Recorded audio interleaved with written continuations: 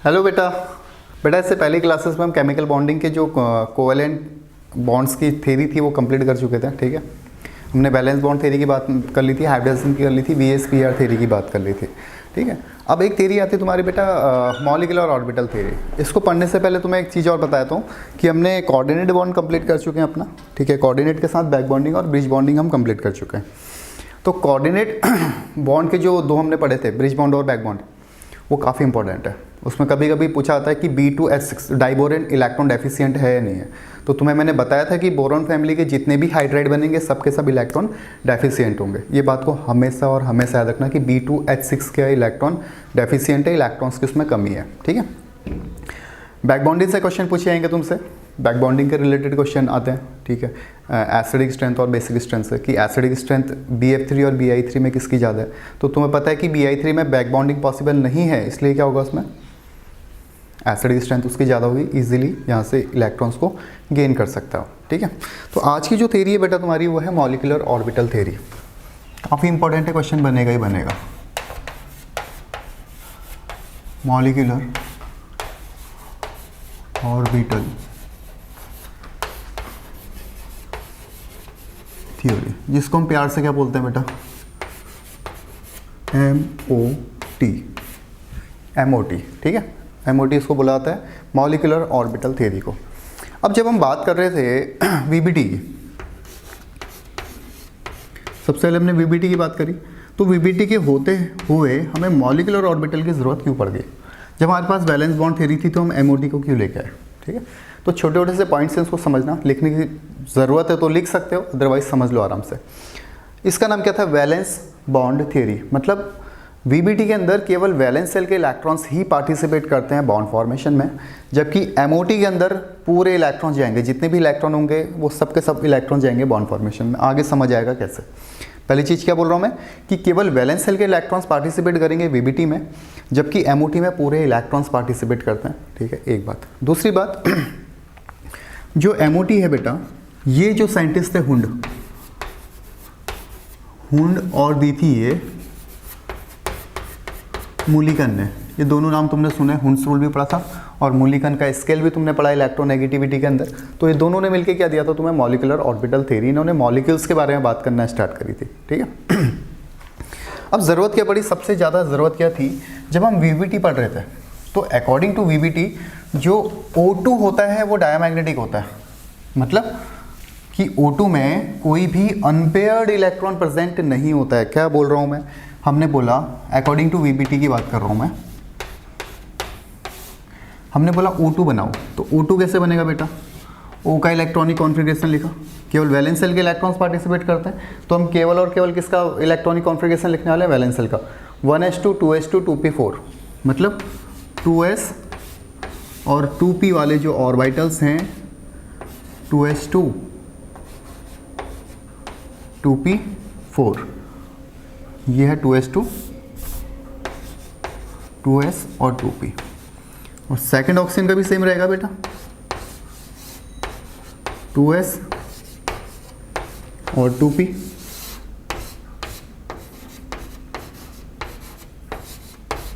अब इसमें हुआ क्या था, जब हम बात कर रहे थे अकॉर्डिंग टू VBT की, तो VBT में क्या था कि वैलेंस सेल के इलेक्ट्रॉन्स पार्टिसिपेट करेंगे, तो एक अनपेयर्ड इलेक्ट्रॉन ऑक्सीजन के दूसरे अनपेयर्ड इलेक्ट्रॉन के साथ बॉन्ड बनाएगा, और यहाँ पे भी एक अनपेयर्ड इलेक्ट्रॉन दूसरे अनपेयर्ड इलेक्ट्रॉन के साथ बॉन्ड बनाएगा।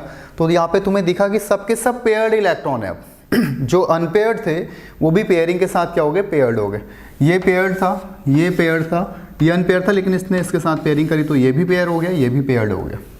तो अगर सभी इलेक्ट्रॉन्स पेयर्ड होते हैं तो उसको हम क्या बोलते हैं बेटा, डायमैग्नेटिक। डायमैग्नेटिक यही बोला जाता है।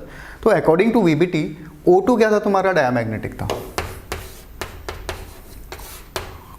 O2 क्या था, डायमैग्नेटिक था। डायमैग्नेटिक से मतलब क्या है कि अगर इसका प्रैक्टिकल तुम देखोगे तो तुम्हें पता चलेगा। हम क्या करते हैं, डायमैग्नेटिक और पैरामैग्नेटिक मतलब समझ आता है तुम्हें।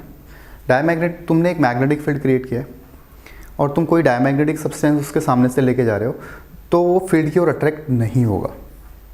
बट अगर सब्सटेंस पैरामैग्नेटिक है तो हल्का सा क्या होगा, सेट को अट्रैक्ट हो जाएगा। समझ रहे हो। तो ये क्या था, O2 अकॉर्डिंग टू VBT आ रहा था डायमैग्नेटिक। बट जब एक्सपेरिमेंट किया गया O2 का, तो वहाँ पे पता चला ये क्या है, पैरामैग्नेटिक है।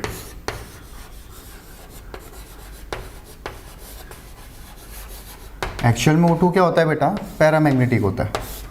ये सबसे बड़ा ड्रॉबैक था किसका, VBT का।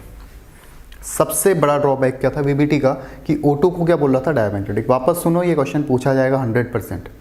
O2 डायमैग्नेटिक है किसके अकॉर्डिंग, VBT के अकॉर्डिंग, बट एक्चुअल में क्या होता है O2 पैरामैग्नेटिक। किसने एक्सप्लेन किया, मॉलिक्यूलर ऑर्बिटल थ्योरी ने। तो सबसे बड़ा रूल तो यही, सबसे बड़ा पॉइंट यही था कि जिसके कारण MOT को आना पड़ा। एक बात है। दूसरी बात, जब हम बॉन्ड ऑर्डर की बात कर रहे थे, ये समझ आ गया पॉइंट क्या बोल रहा हूँ, ये कैसे पैरामैग्नेटिक आता है वो एक्सप्लेन करेंगे अभी। बट अभी ये समझ लो कि O2 VBT के अकॉर्डिंग डायमैग्नेटिक था, जबकि एक्चुअल में क्या होता है, पैरामैग्नेटिक होता है। किसने एक्सप्लेन किया था, मॉलिक्यूलर ऑर्बिटल थ्योरी ने। एक बात। दूसरी बात आके अटकी थी VBT में बॉन्ड ऑर्डर की। बॉन्ड ऑर्डर मतलब क्या होता है, दो एटम्स के बीच में बनने वाले बॉन्ड्स, यही होता है बॉन्ड ऑर्डर की। अगर हम बात करेंगे, क्या बोल रहा हूँ मैं, बॉन्ड ऑर्डर हमने पढ़ा भी था, बॉन्ड ऑर्डर निकालना सीखा था। जैसा अगर मैंने बोला H2 का बॉन्ड ऑर्डर बताओ, तो तुम्हें पता है H सिंगल बॉन्ड H है, तो बॉन्ड ऑर्डर कितना हो गया 1। O2 का क्या होगा, O डबल बॉन्ड हो, कितना हो गया 2। तो जब हम VBT पढ़ रहे थे तो VBT ने बॉन्ड ऑर्डर तो बता दिया था, बट MOT ने एक नई चीज़ ला के दिखाई इसमें। VBT बोलती थी बॉन्ड बनेंगे 1 2 3, ठीक है, यही बोला था मैक्सिमम 3 बॉन्ड बन सकते हैं। बट VBT ने क्या, MOT ने क्या बोला, बताया बेटा यहाँ पे MOT ने एक नई चीज़ बताई कि हमारे पास जो बॉन्ड ऑर्डर है वो फ्रैक्शन में भी हो सकता है। मतलब 1.5 भी हो सकता है बॉन्ड, 2 हो सकता है, 2.5 भी हो सकता है। समझ पा रहे हो क्या बोल रहा हूँ मैं। MOT ने क्या बताया तुम्हें, जो बॉन्ड ऑर्डर है ये फ्रैक्शन में भी हो सकता है, जो VBT एक्सप्लेन नहीं कर पाई थी। VBT कही थी बॉन्ड ऑर्डर होगा 1 2 और 3 इंटीजर में, जबकि MOT ने यहाँ पे एक बात और क्लियर कर दी, अच्छे से एक्सप्लेन कर दी कि बॉन्ड 1.5 भी हो सकता है, 2.5 भी हो सकता है, मतलब फ्रैक्शन के अंदर हो सकता है। ठीक है, तो ये 2 पॉइंट्स थे। ऐसे बहुत सारे पॉइंट्स हैं जिसके कारण किसको इंट्रोड्यूस करना पड़ा था, मॉलिक्यूलर ऑर्बिटल थ्योरी को।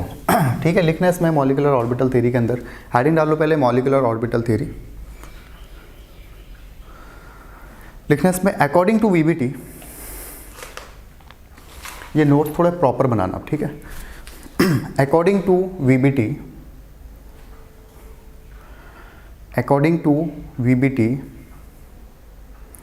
atom does not lose its existence. According to VBT, atom does not lose its existence during the formation of molecule. मतलब VBT के अकॉर्डिंग हम क्या बोल रहे थे, जब मॉलिक्यूल बन रहा था तो जो इलेक्ट्रॉन होते हैं वो एटॉमिक ऑर्बिटल के अंदर होते हैं, एटम्स के अंदर ही रहते हैं। ठीक है, बट MOT में एक नए ऑर्बिटल बनते हैं जिसको बोला जाता है मॉलिक्यूलर ऑर्बिटल। जैसे हमारा हाइड्रोजन और हाइड्रोजन है, ठीक है, ये था। सपोज हमारे पास एक हाइड्रोजन है और एक हाइड्रोजन है, ठीक है, ये दोनों कंबाइन होकर क्या बनाएंगे, मॉलिक्यूल्स बनाएंगे। कौन सा मॉलिक्यूल्स, H2। तो H2 के नए ऑर्बिटल बनेंगे बेटा यहाँ पे, और इनके अंदर इलेक्ट्रॉन्स रहेंगे। ठीक है, तो इसमें पहली चीज VBT क्या बोल रही थी कि ये अपनी आइडेंटिटी को लूज नहीं करते हैं। ठीक है, क्या लिखा है इसमें, according to VBT atom does not lose its existence during formation of molecule, but according to MOT atom will lose its existence during the formation of molecule.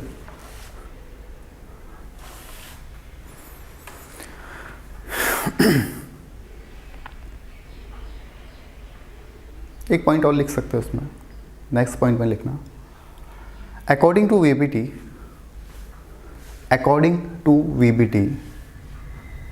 Oxygen, according to VBT, ये काफ़ी important point है, इसको थोड़ा underline कर लेना। ठीक है, according to VBT oxygen should be diamagnetic in nature. According to VBT, oxygen should be diamagnetic in nature, but experimentally it is paramagnetic in nature.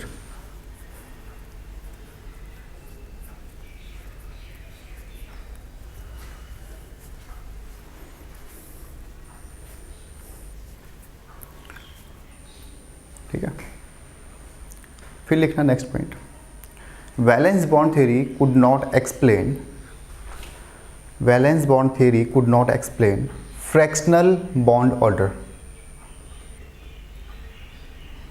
Fractional bond order मतलब ये VBT के अगर ड्रॉबैक्स की बात करेंगे ना उसमें भी लिख सकते हैं, ड्रॉबैक्स ऑफ वीबीटी, ठीक है। ये भी कर सकते हैं इसको।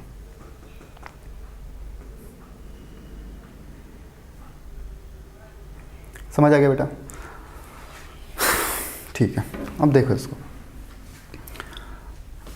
हमने क्या बोला था, जो इलेक्ट्रॉन होते हैं बेटा वो वेव नेचर शो करते हैं, ठीक है। इलेक्ट्रॉन्स जो हैं वो क्या करते हैं, वेव नेचर शो करते हैं। तो हमने इसमें वेव की बात करी थी, वेव फंक्शंस की बात करी थी यहाँ पे मॉलिक्यूलर ऑर्बिटल बनाने के लिए। जब हम एमओटी की बात कर रहे थे, सॉरी वीबीटी की बात कर रहे थे, तो वीबीटी में जो इलेक्ट्रॉन होते हैं वो एटॉमिक ऑर्बिटल के अंदर होते हैं। वीबीटी में जो इलेक्ट्रॉन होते हैं वो किसके अंदर होते हैं, एटॉमिक ऑर्बिटल के अंदर। जैसे भी हमने O2 देखा था, एक O बनाया दूसरा O बनाया, ठीक है, इलेक्ट्रॉन्स की शेयरिंग कर दी, तो किसके अंदर थे, ऑक्सीजन और ऑक्सीजन के अंदर थे। बट एमओटी के अंदर जो इलेक्ट्रॉन होंगे वो किसके अंदर होंगे, मॉलिक्यूलर ऑर्बिटल के अंदर होंगे, ठीक है। किसके अंदर होंगे बेटा, मॉलिक्यूलर ऑर्बिटल के अंदर होंगे। इसमें एक पॉइंट और लिखना, नंबर ऑफ मॉलिक्यूलर ऑर्बिटल, समझ आएगा मॉलिक्यूलर ऑर्बिटल क्या है, ये सब चीज़ें मैं बताता हूँ। Number of molecular orbital form are equal to number of atomic orbital, मतलब जितने एटॉमिक ऑर्बिटल होंगे उतने ही क्या होंगे, मॉलिक्यूलर ऑर्बिटल होने वाले हैं। Number of molecular orbital equal to number of atomic orbital, ठीक है बेटा। अब समझो, जब भी हम वीबीटी की बात करते थे, वीबीटी में हमने ओवरलैपिंग की बात करी थी, ठीक है। बट एमओटी की बात करना, अब यहाँ से मेन पार्ट स्टार्ट हो रहा है। एक बात तो मैं तुम्हें बता दी कि O2 डायमैग्नेटिक है, बट यहाँ पे पैरामैग्नेटिक एक्सप्लेन किया था एमओटी ने। दूसरा मैं बोल रहा हूँ फ्रैक्शनल बॉन्ड ऑर्डर की जब बात करते हैं हम किसकी बात करते हैं, एमओटी की, ठीक है। ये मेन पॉइंट है इसके। दूसरी बात, जब भी मॉलिक्यूलर, जब हम एमओटी की बात कर रहे हैं हम किसकी बात कर रहे हैं, मॉलिक्यूल्स की, हम किसकी बात कर रहे हैं, मॉलिक्यूल्स की, ठीक है। तो जब दो एटम आपस में ओवरलैप करते हैं तो अकॉर्डिंग टू एमओटी दो टाइप की ओवरलैपिंग होती है, एक कंस्ट्रक्टिव ओवरलैपिंग, एक डिस्ट्रक्टिव ओवरलैपिंग। मैं तुम्हें एक बार बताया था ये वर्ड जब हम पढ़ रहे थे, वीबीटी पढ़ रहे थे, ठीक है। मैं तुम्हें बताया था एस और पी केवल हेड ऑन ओवरलैपिंग क्यों करते हैं, पैरेलल ओवरलैपिंग क्यों नहीं करते, मैं तुम्हें बताया था ये चीज़ें, ठीक है। अगर याद है तो बहुत अच्छा है, अगर नहीं है तो वापस सुनो। एमओटी के अकॉर्डिंग दो टाइप की ओवरलैपिंग होगी, ठीक है। एक रहती है कंस्ट्रक्टिव ओवरलैपिंग, एक रहती है डिस्ट्रक्टिव ओवरलैपिंग। कैसे आप समझो इसको, बहुत आसान है।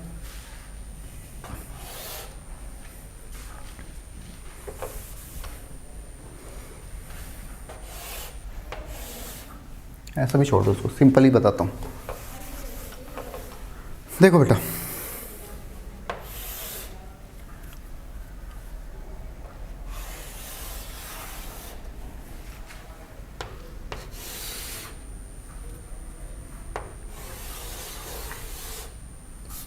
ठीक है, ये वेव फंक्शन है, हम वेव की बात कर रहे हैं, इसको मान लेते हैं साई।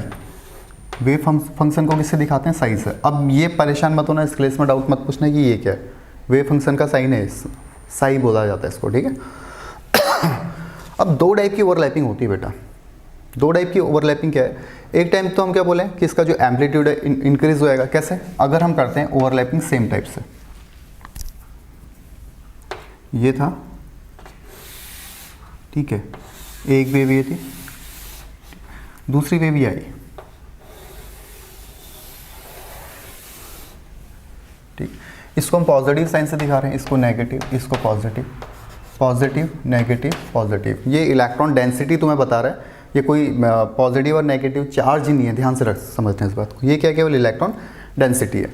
तो जब ये दोनों मिलेंगे बेटा तो यहाँ पे कौन सी ओवरलैपिंग होगी, कंस्ट्रक्टिव ओवरलैपिंग। ध्यान से समझो क्या बोल रहा हूँ, दो वेव्स थी, ठीक है, पॉजिटिव और नेगेटिव, उसकी क्या इलेक्ट्रॉन डेंसिटी है, ठीक है। ये पॉजिटिव था, ठीक है, इतनी वेव थी, हमने इतनी और ला के ऐड कर दी, तो कितनी हो जाएगी, अब इतनी हो जाएगी, समझ पा रहे हो। तो इसका जो रहेगा एम्पलीट्यूड वो क्या हो जाएगा, इंक्रीज हो जाएगा, इलेक्ट्रॉन डेंसिटी बढ़ जाएगी। तो ये कैसा तुम्हें फाइनली दिखने वाला है, ऐसा दिखेगा, समझ पाए। हमने क्या करा, ये प्लस था, ये भी प्लस वाला लिया है, ये माइनस था, ये भी माइनस वाला लिया है, ये प्लस था, ये भी प्लस वाला लिया है। ठीक है। तो जब इस टाइप की ओवरलैपिंग होती है बेटा, तो इसको बोला जाता है कंस्ट्रक्टिव ओवरलैपिंग। क्या बोला जाता है? Constructive overlapping. अगर साई ए था, ये अगर समझ आए नहीं आए कोई दिक्कत नहीं, बट समझ लो इसको, साई ए प्लस साई बी, अगर इस टाइप की कहीं ओवरलैपिंग दिख रही है, इसका मतलब वो क्या है? कंस्ट्रक्टिव ओवरलैपिंग है। कंस्ट्रक्ट होगा यहाँ पे, क्या बोलते हैं इसको? Constructive overlapping. क्या बोला जाता है? Constructive overlapping. समझो वापस, दो वेव थी, दोनों ने क्या करा? एक दूसरे को ओवरलैप किया। पॉजिटिव पॉजिटिव डेंसिटी है, नेगेटिव नेगेटिव, पॉजिटिव पॉजिटिव, तो इसका जो मेन एम्पलीट्यूड है वो क्या हो जाएगा? इंक्रीज हो जाएगा। तो इसको बोला जाता है क्या? क्या बोला जाता है इसको? Constructive overlapping. और यहाँ पे जो मॉलिक्यूल बनेगा बेटा, मॉलिक्यूल का जो ऑर्बिटल बनेगा उसको बोलेंगे बॉन्डिंग मॉलिक्यूलर ऑर्बिटल। ठीक है, ये बात समझ आई? नोट मत करो अभी, समझ लो पहले ध्यान से। एक तो बनाई है, दूसरा हम बात कर रहे हैं, पहला तो कंस्ट्रक्ट हो गया, अब दूसरी की क्या बात कर रहा हूँ मैं? डिस्ट्रक्टिव ओवरलैपिंग्स की। दूसरी क्या बोल रहा हूँ? Destructive overlapping. एक वेव ये थी, वेव फंक्शन में आता, दूसरा हम ये ले रहे हैं, माइनस प्लस माइनस। तो अब ये कैसे ओवरलैप करेगा बेटा?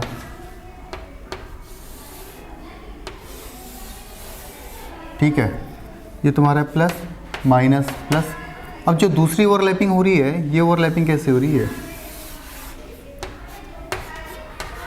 ठीक है, तो अब क्या है बेटा, अगर ध्यान से देखोगे, जो पहली ओवरलैपिंग हुई थी, हमने क्या बोला था? सेम टाइप एक साथ के साथ मिले थे, ओवरलैपिंग सेम थी, सेम फेस में थी। ठीक है, अब यहाँ देखो तो ये क्या होगी? Destructive overlapping. इसका एम्पलीट्यूड कुछ ऐसा हो जाएगा, डिक्रीज हो जाएगा। ठीक है, एक में हम क्या कह रहे थे? इंक्रीज हो रहा था, ये एक में क्या हो गया? डिक्रीज हो गया। ठीक है, तो यहाँ पे कौन कौन सी ओवरलैपिंग है? पॉजिटिव और नेगेटिव वाली। कौन सी है? पॉजिटिव और नेगेटिव। तो जब इस टाइप की ओवरलैपिंग होगी तो इसको बोला जाता है डिस्ट्रक्टिव ओवरलैपिंग। क्या बोला जाता है? डिस्ट्रक्टिव ओवरलैपिंग्स बोला जाता है। तो समझ आ गई दो टाइप की ओवरलैपिंग।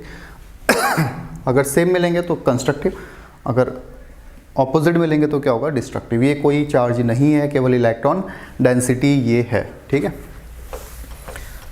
समझ में आई बात?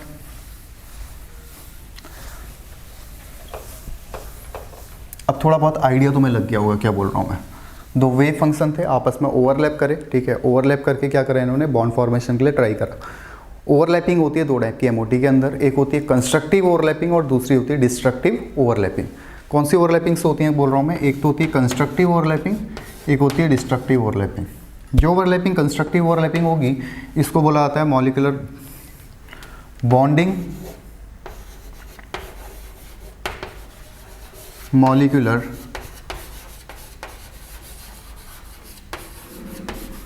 ऑर्बिटल, या इसको शॉर्ट में बोला जाता है BMO।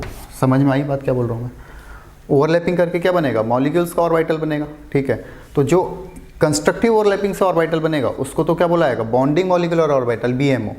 ठीक है, और जो डिस्ट्रक्टिव ओवरलैपिंग से बनेगा उसको बोला जाएगा एंटी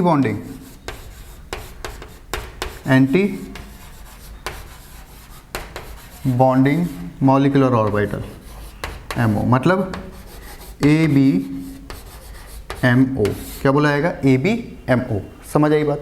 दूसरी बात, एंटी बॉन्डिंग मॉलिक्यूलर ऑर्बिटल को दिखाया जाता है स्टार से। अगर कहीं ऐसा दिखाया मतलब हम किसकी बात कर रहे हैं? डिस्ट्रक्टिव ओवरलैपिंग की, मतलब एंटी बॉन्डिंग मॉलिक्यूलर ऑर्बिटल की। बॉन्डिंग मॉलिक्यूलर ऑर्बिटल को दिखाया जाता है स्मॉल b से। ठीक है, तो ये जो सब चीज़ आ रही थी, ये आई थी बेटा, एक टॉपिक आता है तुम्हारा LCAO, linear combination of atomic orbital. Linear combination of atomic orbitals, जिसको हम क्या बोलते हैं शॉर्ट में? LCAO। तो हेडिंग डालना नेक्स्ट LCAO। समझ आया मतलब क्या बोल रहा हूँ मैं? पहली चीज़ तो मैंने बताई थी तुम्हें कि एमओटी क्यों ज़रूरत पड़ रहा है तुम्हें। ठीक है, हमारे पास O2 का सबसे बड़ा एग्जांपल था, फिर बॉन्ड ऑर्डर की बात कर रहे थे, फिर इसके अंदर जो पहला टॉपिक आता है बेटा वो है linear combination of atomic orbital. ठीक है, LCAO। यहाँ पे हम क्या देखेंगे कि जो एमओटी है इसमें दो टाइप की ओवरलैपिंग होती है, कंस्ट्रक्टिव, एक डिस्ट्रक्टिव। कंस्ट्रक्टिव ओवरलैपिंग को क्या बोला जाता है? Bonding molecular orbital. जो डिस्ट्रक्टिव से बनेगा, डिस्ट्रक्टिव ओवरलैपिंग से बोलेगा, उस ऑर्बिटल को क्या बोलेंगे हम? Anti bonding molecular orbital. Constructive overlapping से बना हुआ जो ऑर्बिटल है वो क्या है, बॉन्डिंग मॉलिक्यूलर ऑर्बिटल, जिसको हम बोलते हैं BMO और दिखाते हैं स्मॉल b से। एंटी बॉन्डिंग मॉलिक्यूलर ऑर्बिटल को बोला जाता है ABMO, हमेशा ही दिखेगा तुम्हें, जिसको दिखाया जाता है स्टार से। ठीक है, लिखना linear combination of atomic orbital, linear combination of atomic orbital. ठीक है बेटा, अब इसको मत उतारना अभी। Linear combination of atomic orbital, अब ये दो डायग्राम बना लो बेटा।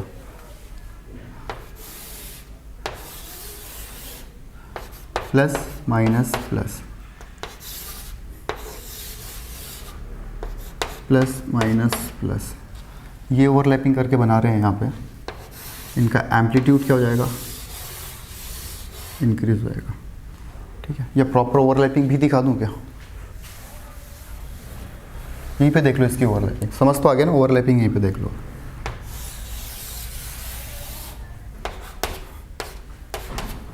तो ये कुछ कैसा बनेगा, ठीक है, ये पॉजिटिव है, नेगेटिव,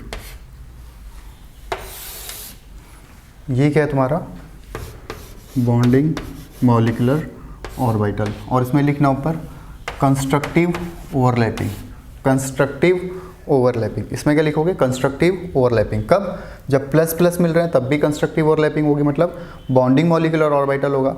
या जब माइनस माइनस होगा तब भी क्या बनेगा, बॉन्डिंग मॉलिक्यूलर ऑर्बिटल। क्या बोल रहा हूँ मैं, जब प्लस और प्लस ओवरलैप करेगा तब भी क्या बनेगा, बॉन्डिंग मॉलिक्यूलर ऑर्बिटल। या जब माइनस माइनस ओवरलैप करेगा तब भी क्या बनेगा, बॉन्डिंग मॉलिक्यूलर ऑर्बिटल। लिखना है इसको प्रॉपर। हाँ, हो गया। अब बात करते हैं anti bonding molecular orbital. Anti bonding कब बनेगा, जब प्लस और माइनस होगा, बस जैसे ये।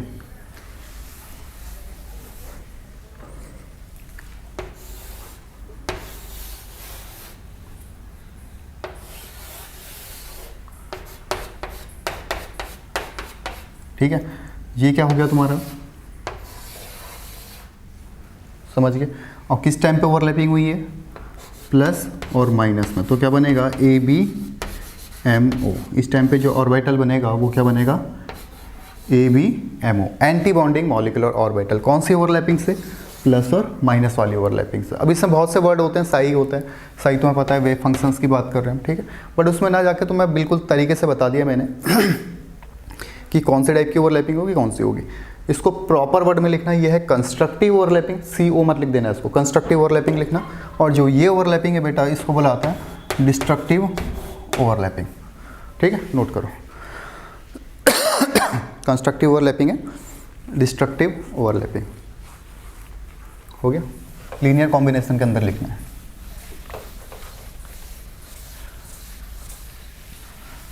अब तुम्हें अगर समझ आ गया कि कंस्ट्रक्टिव ओवरलैपिंग से क्या बन रहा है, जब हम बात कर रहे हैं कंस्ट्रक्टिव ओवरलैपिंग की, तो क्या बनेगा यहाँ पे, बॉन्डिंग मॉलिक्यूलर ऑर्बिटल, जिसको हम किससे दिखाएंगे, B से। BMO लिख रहा हूँ, समझ आ रहा है ना, bonding molecular orbital, BMO, bonding molecular orbital.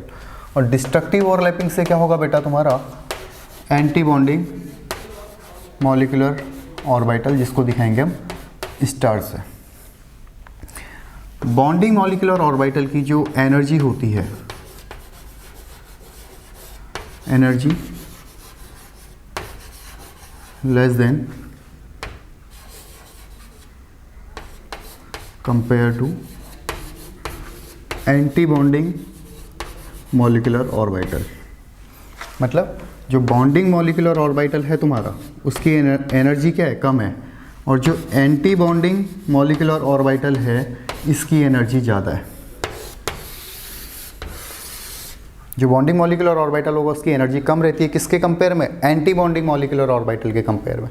इसका मतलब अगर तुमसे पूछा गया स्टेबिलिटी बताओ, अगर यहीं पे पूछ लिया कि दोनों में स्टेबिलिटी बताओ, कौन ज़्यादा स्टेबल होगा, कौन होगा बेटा, कौन ज़्यादा स्टेबल होगा, जिसकी एनर्जी कम वो ज़्यादा स्टेबल। ये मैंने बताया इससे पहले क्लासेस में, जिसकी एनर्जी कम होगी वो क्या होगा, ज़्यादा stable. Bonding molecular orbital is more stable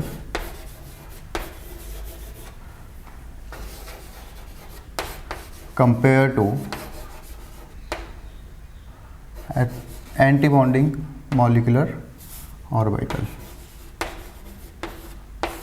मतलब अगर तुमसे बॉन्डिंग मॉलिक्यूलर ऑर्बिटल की बात करें तो ज़्यादा स्टेबल है किसके कंपेयर में, ABMO के कंपेयर में, ठीक है। तो ये कुछ बातें थी MOT की कि हम कैसे हम बात कर रहे हैं MOT के बारे में कि कौन क्या क्यों आई थी पहली बात तो, फिर ओवरलैपिंग्स कैसे होगी, कौन कौन से मॉलिक्यूलर ऑर्बिटल बनेंगे, समझ आ रहा है ना। हम बात कर रहे हैं मॉलिक्यूलर ऑर्बिटल थ्योरी की, तो हम पूरे मॉलिक्यूल्स की बात करेंगे। जब बॉन्ड बनेंगे तो किसके अंदर जाएंगे, मॉलिक्यूलर और मॉलिक्यूल्स के अंदर, मॉलिक्यूलर ऑर्बिटल के अंदर। तो दो टाइप की ओवरलैपिंग होगी, कंस्ट्रक्टिव और डिस्ट्रक्टिव। हर कभी जब भी ओवरलैपिंग होगी MOT में तो दो ओवरलैपिंग होगी, एक कंस्ट्रक्टिव और एक डिस्ट्रक्टिव, ठीक है। कंस्ट्रक्टिव ओवरलैपिंग को क्या बोलेंगे, bonding molecular orbital BMO, anti और क्या बोलेंगे डिस्ट्रक्टिव को ABMO, ठीक है। ABMO को दिखाते हैं स्टार से, इसको दिखाते हैं B से। अब मैं तुम्हें बताया था एक बार कि जहाँ एनर्जी कम होती है वो ज़्यादा स्टेबल होता है। BMO की बॉन्डिंग मॉलिक्यूलर ऑर्बिटल की एनर्जी कम है, इसका मतलब ये ज़्यादा स्टेबल है किसके कंपेयर में, ABMO के कंपेयर में, ठीक है बेटा। चलो ठीक है, इतना करो, मिलते हैं नेक्स्ट क्लास में, चलो बाय।